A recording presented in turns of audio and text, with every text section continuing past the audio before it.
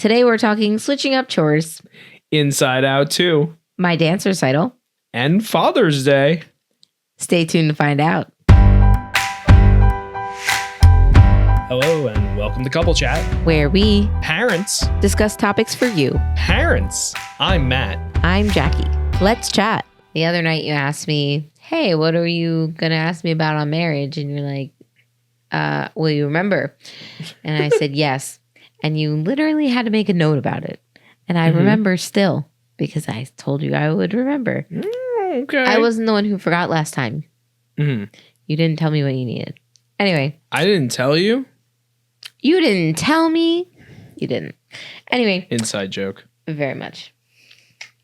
If you know, you know. So Buttons. Another inside joke. My question to you is, we have been together quite some time. And I think that in any relationship, you kind of have this, you kind of know the roles that you play, right? Mm-hmm. The who wears the pants and like that, those kind of roles, sure. But there's also roles in the household.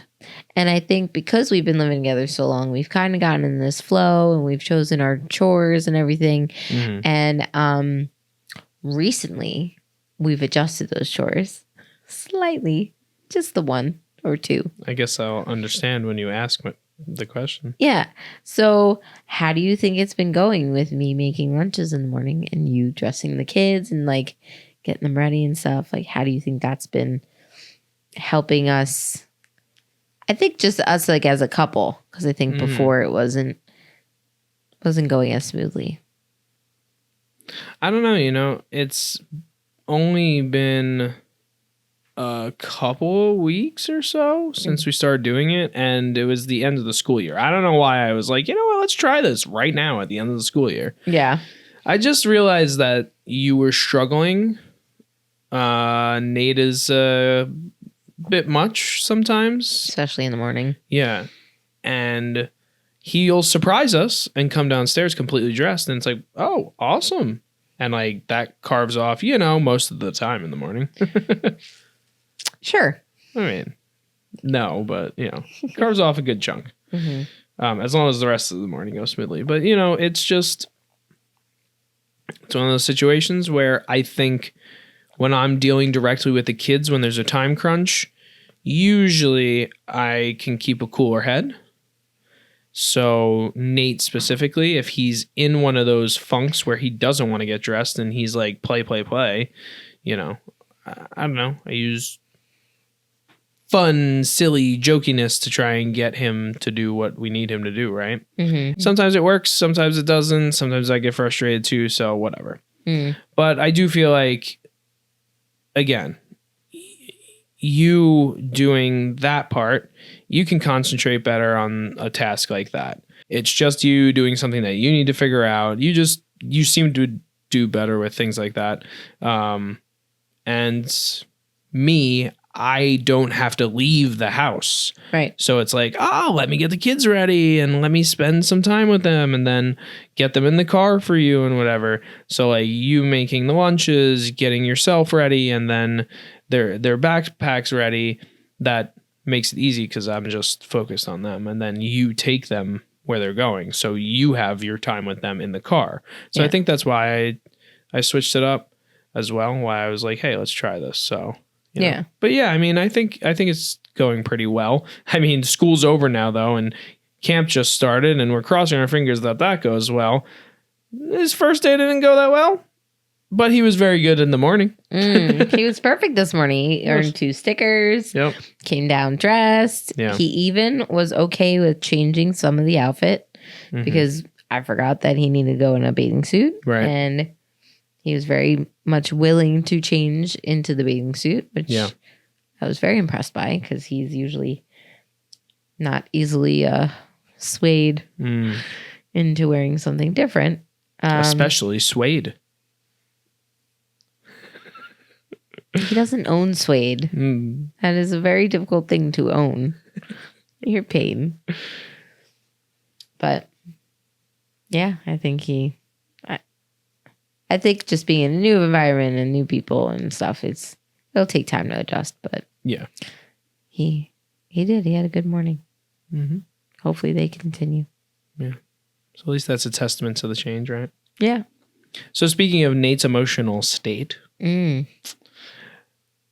we just saw Inside Out 2. And he just saw Inside Out 1 for the first time. Yes. For the first time, we realized since before we had kids. Mm-hmm. And I actually also think even before we got married, because when we were watching the first Inside Out, I realized that the movie came out in 2015, which is insane. Yeah. That's 9 years ago from now. Yeah. Insanity. Yeah. But we were an emotional wreck watching it now after having children and, just everything about the movie. They go through Riley's whole childhood and then the whole Bing Bong thing and learning that with joy comes sadness. Like there's a lot to that movie that, really, it's an emotional roller coaster. Yeah. Literally. Inside Out 2. How did you enjoy the movie? And how did you enjoy your experience at the movies with our son who, you couldn't, pull him away from the first movie? He watched it twice in the last 48 hours. 12 hours. He watched it twice today, I thought. Or did he not watch it? I don't know if he watched it again, but he watched it on Father's Day with us, and then he watched it again this morning. Mm-hmm. He loves the first movie. Yeah. So yeah, tell me what you think about the second one and your experience at the movies. So yeah. All right. So I get what they're getting at, especially because becoming a teenager, puberty, anxiety, all these things start coming out. Of course. I don't know. I liked it, but it wasn't as much of a roller coaster, as you say, as the first one was. Right. I feel like the first one had a lot more ebbs and flows, ups and downs. And I don't know, the second one was just there was a villain. And in the first one, there wasn't really a villain. Yeah. We didn't need a villain. And I get it that some people, look at anxiety and call it a villain and what have you. But some people can live alongside their anxiety and it's not that way for them. And it's actually part of a coping mechanism or part of kind of just calming them down. And it's just, I don't know, everything about anxiety and her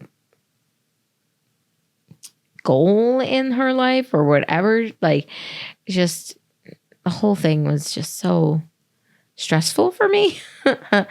And then on top of that, you had anxiety the entire movie. I was just frustrated. He was so annoying. Yeah.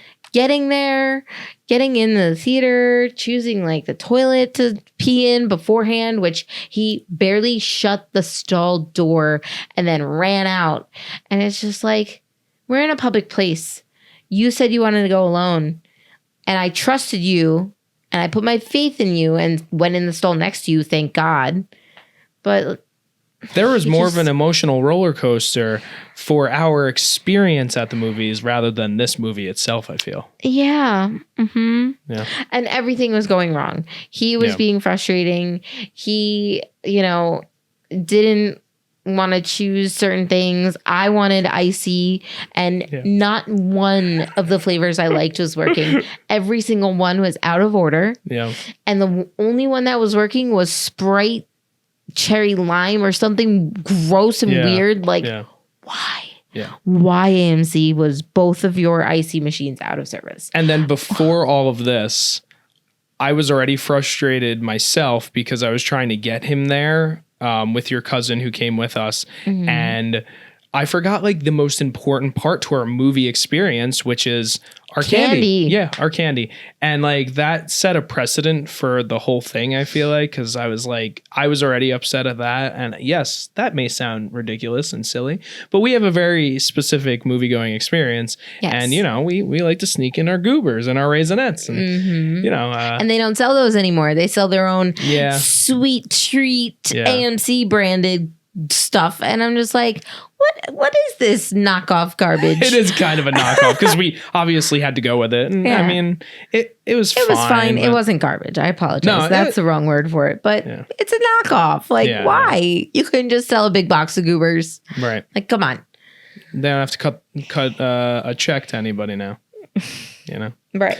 But anyway, so back to Inside Out 2. So my thoughts on the whole thing and why Nate was the way he was is because he couldn't relate to this movie at all. Yeah. He doesn't have anxiety.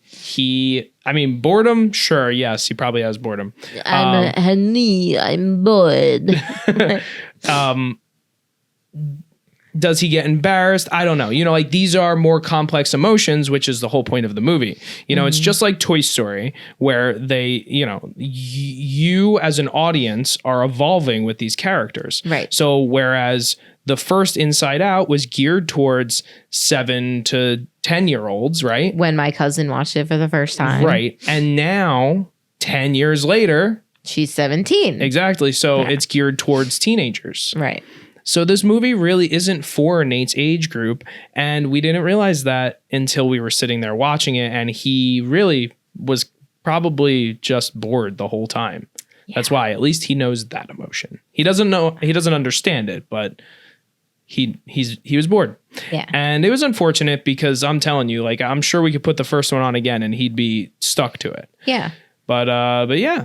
So it's okay though. I mean, I'm glad we got to see it, and you know, it's this thing where we got to figure out, like, is this the right movie for him? Is this the right movie for us? And that's why we do this, right? So for you parents out there who want to go see Inside Out 2, maybe skip this one with young kids, because I think even, you know, like maybe under 7, maybe even under 10, it's not going to be something they're that interested in. They can't relate to it, you know? Yeah.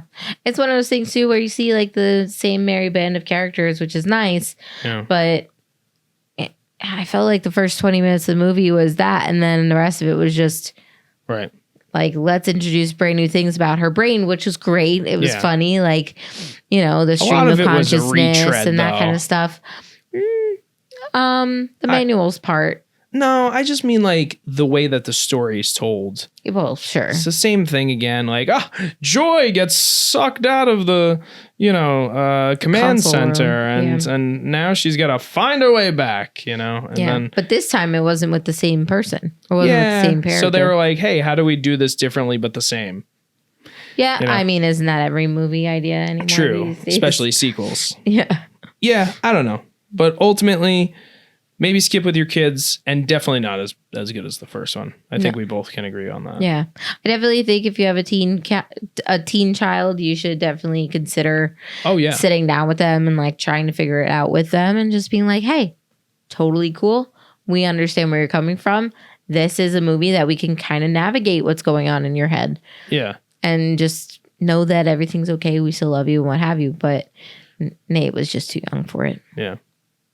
I also think even the subject matter. So like, I think they went a little too heavy on something that was too personal to Riley as a character and not as relatable to a wider audience. Yeah. You know, I don't want to get too into spoilers here, but like it revolves around hockey a lot. And whereas you can remove hockey and kind of put in anything, but if you're not a sports going person, if you're not somebody who understands sports or really cares about sports, I don't think you can really relate to this movie that much. And it's a complete separation from the first one, which was about not fitting in a new town, having a new home, new school, new friends, wanting to run away. Like all those things are very relatable. I mean, they just did it in Bluey too. Right. You know, so like this movie wasn't really that relatable. Even for me, who's an adult, I didn't really even find it that relatable. Yeah. So Speaking of entertainment, there was a major event recently that I know a few of my family members came to. And they got to see me kind of just relive some happy moments and some new ones. And if you want to talk a little bit about my dance recital. Wow. Just so how it made you feel over here. She twirls her hair. I don't know if I've said it on this podcast or not, but you are a huge motivator to me. So if you are doing something or you're pushing yourself to do something, usually I follow suit because I see you and I love your confidence and your will to do something.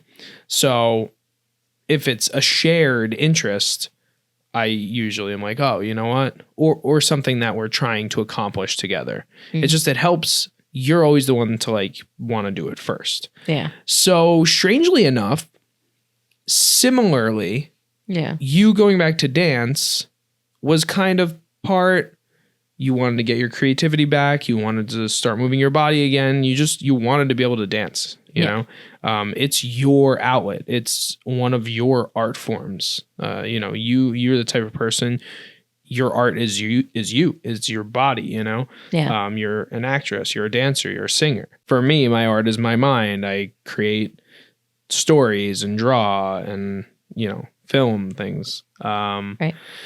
So you going back to dance, it was like two-pronged. It was like, oh man, she's back doing the things she loves. I want to go back to start doing the things that I love. And I've been pushing off independent filmmaking and things like that for a while, and writing and drawing and all this stuff. So I'm still working on that. But the one thing that you really, the other prong that really pushed me was working out. You know, this is indirectly a way for you to work out. Dance is your outlet to create art with your body, but also sweat your badonkadonk off. I was sweating. Yes. Right through that makeup, man. It was gross. Yeah. But that's how it goes, you know? Well, at least for the dance recital. I mean, I don't know how it is in the school, but like you're under hot lights. There's all the pressure of being on stage, and then you're dancing a ton. So anyway, so those motivations are really awesome. And I mean, I personally have been going to the gym. We've been going back and forth. You go to dance, I go to the gym. You go to dance, I go to gym every week. Right. So that's cool. It helped me get back into that and be confident to like do that kind of thing. And then, it all culminated with this dance recital. And funny enough, it happened on Father's Day weekend. And it was amazing. It was amazing. I texted you this. And this is the first time I'm saying it to you, and it's true. But it was the greatest Father's Day gift I could ask for, because seeing you back on stage again is just amazing. I missed it. It's been a few years, and I hope that this is something that now pushes you to continue doing that, whether through dance or going back to theater. But I know it's hard, and especially now with kids, but I know you'll be able to do it. And yeah, it was awesome. I enjoyed it. My family enjoyed it. Your family enjoyed it. And you were such a good dancer. Even with my fall. Yeah. We don't need to talk about the fall. We have the recording, so we'll just loop it for everyone to watch. Oh my goodness. Watching me fall, watch me get up. Watch me fall, watch me get up. Hey man, it happens. But as Thomas Wayne says in Batman Begins, why do we fall, Bruce? So we can get back up. To pick ourselves back up, Jackie. Know the line, okay? I don't care. All right. Fine. I don't know the fall line. Then. Just fall and don't get up, okay? I fell really hard. I have a big bruise to prove it. Yeah, but you got to freak right back up like it didn't even happen. You were like, "What? I'm dancing." Well, I'm dancing. That's not what it looks like. Nope. Almost. My feet, maybe. Not my hands. What? I'm dancing.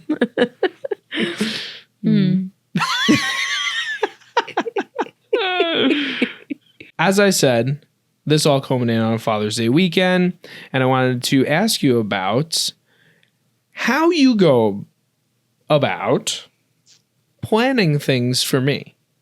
Because we all know, maybe not you in the internet world, we all know that I'm Mr. Surprise Guy, and I know how to do all these fun things for you or really anybody. Like, it's just my thing. Mm-hmm. I'm Mr. Romantic. That's just how I am. Mm-hmm. Not necessarily Father's Day, but how do you go about doing those types of things successfully? So yeah, this Father's Day was really just kind of like throw it all together because I have an answer title like, you guys are going to be here, so you want to come? Like, yeah. Hey. I think it turned out decently well throughout the whole weekend, though. I think so too. Yeah. But like in the past when I've planned things, I've tried to like take hints, like be like, oh, well, I really wanted to bring you to this place, or right. Oh, well, I really wanted to try going to this resort or this state or something like that. And I really try and take those hints and kind of go through like planning in that area, trying to find food and entertainment around there. If there's really cool theater or drive-in, we really like to go because that's just what we do. Yeah. I really try to search like usually the town websites or even like their Facebook pages just to like get a little bit more information. Because, you don't really get that kind of stuff when you just like Google Maps something. Sometimes, yeah.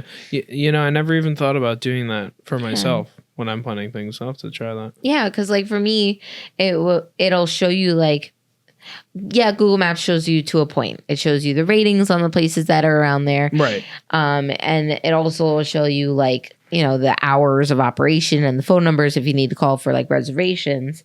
But it's about the people too. It's about the people in the area. What's the popular spot? What's the fun spot? Well, I remember when we went to Sleepy Hollow, that's how you figured out a lot of the stuff we did there. Oh, yeah. Sleepy Hollow had a whole thing, though. Yeah. I mean, that's Halloween Town right there. Of course. Like, that is where you go for Halloween season. Right.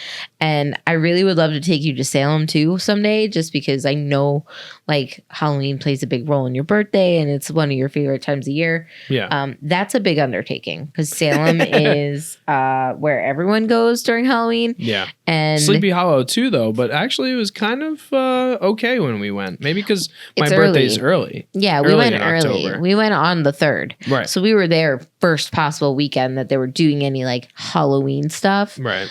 I feel like Salem might be the same, maybe a little bit busier. I don't know. It's hard since COVID because when we went to Sleepy Hollow it was before COVID. Oh yeah. But yeah, I mean, it's really just a matter of I do my research. I'm making sure that I'm trying to like fit in the things that I know you like. Yeah. Like I said, trying to find a theater or trying to find something to go see or do or whatever. Right. But also like just the hotel and like the stay that we have. Like I make sure that we can go to a hotel because we can like check in late after work. if we're going to a place where, it's an Airbnb or something like that and it's a shared space, I feel bad. Or even like a bed and breakfast. Like you're coming in the house at 11 o'clock at night, going through this house where there's other people sleeping already likely. So it all depends on what it is. But yeah, I'm with you. Especially like, I don't know. We've had some bad experiences with Airbnb in the last few stays we've had. Yeah. I'm really just not as interested in them as I used to be. Yeah. It kind of has gone downhill a bit. We did bed and breakfast a couple of times. Yeah. The one was pretty awesome. The other one was like, whatever, but they were both fine. Yeah. The breakfast part is kind of lackluster for the one. Yeah, there wasn't really. It was just a here's a cool bowl house. of fruit and there's granola bars in the thing. There's some coffee. Yeah. It was a cool house though. Yeah. Yeah.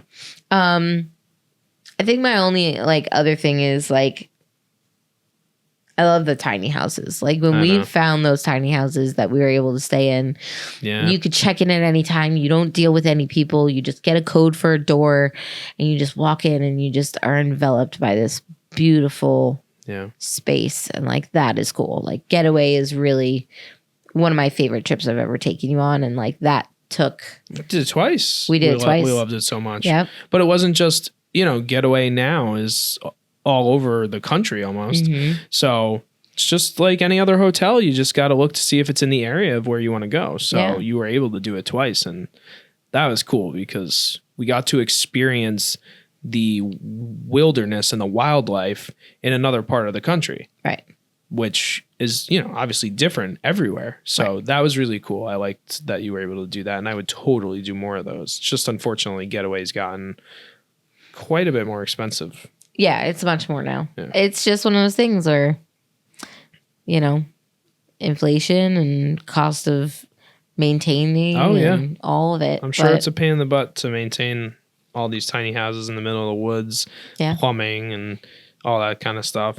And then on top of that, the pricing for all this stuff, materials and whatnot has gone up to the point where even tiny houses are pretty expensive these days. Yeah. It's a bit unfortunate, and I hope that there's a turnover in that industry right now because, I mean, we still want that to be our plan, but things are leaning in an interesting way at the moment only because they're kind of expensive. They're a lot more expensive than we originally anticipated. Mm-hmm. So it's a weird spot that we're in with that since you mentioned it. But interesting that you came around to that because I think that maybe we should take the kids to Getaway. That'd be cool. They have like a sleeps for. One. Yeah. I feel like they're a little old or a little too young to sleep in the loft. If anything, I think we'd have to wait till Emma's 4. Yeah. And then Nate would be 6. Yeah. I think that's probably a good age. Yeah.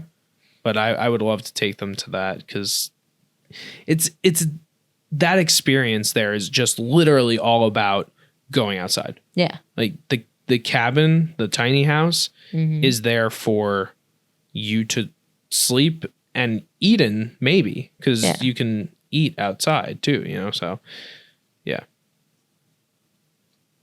No, I was just curious because we do things differently than a lot of other couples too. Yeah.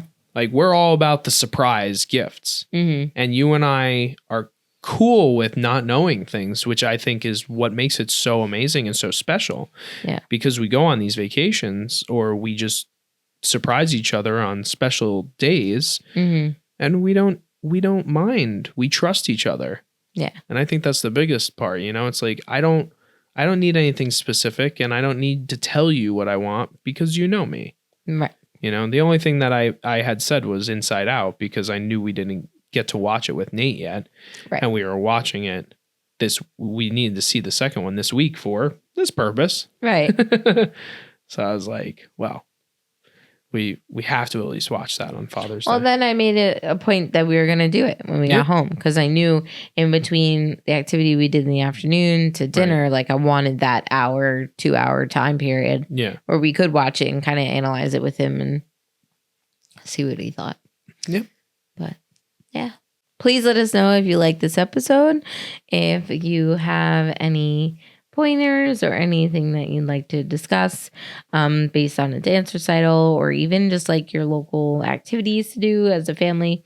I mean, we're always willing to find new things in our area. We'll even go a little further out. We've traveled everywhere. We've driven all over. Well, not everywhere.